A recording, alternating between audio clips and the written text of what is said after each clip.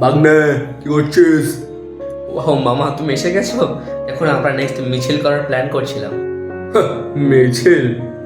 এরম ভাবে বলছো কেন মামা? আমি এসব সব জানি, 1.5-2 মাস চলবে, তারপর সব ঠান্ডা। না মামা, তুমি ভুল ভাবছো।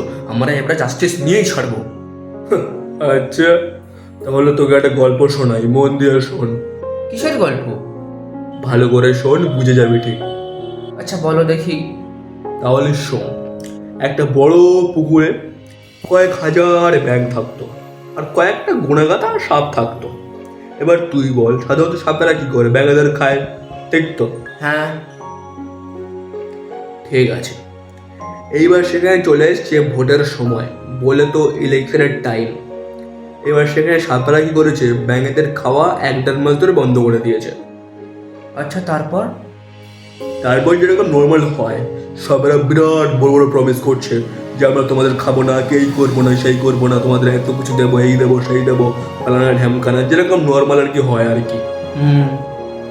এইবার ইলেকশন শেষ হলো এবং সাপেরা জিতে গেল। কিন্তু হঠাৎ করে একদিন সাপেরা একটা ব্যাংকে খেয়ে ফেললো। এইবার ব্যাংকদের মাথা কাছে গরম হয়ে কেন খেলো, কি জন্য খেলো, ওরা যে বলছিল আর খাবে না। এইবার সে কি প্রতিবাদ, সে কি আন্দোলন, পুরো একেবারে কেঁপে যাওয়ার মতো। এইবার তুই আমাকে বল যে দোষটা কার, সাপের না ব্যাঙের?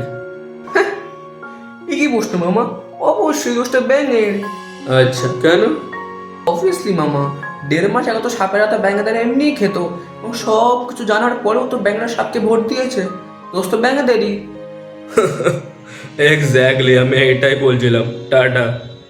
এক্স্যাক্টলি এটা বলছিলে মানে এটা কোথায় যাচ্ছ? বলে তো যাও কি বলছিলে। যার বোঝার তারা বুঝে গেছে, আর তুই যদি বুঝতে না পারিস তাহলে তোর আর বুঝে কাজ নেই।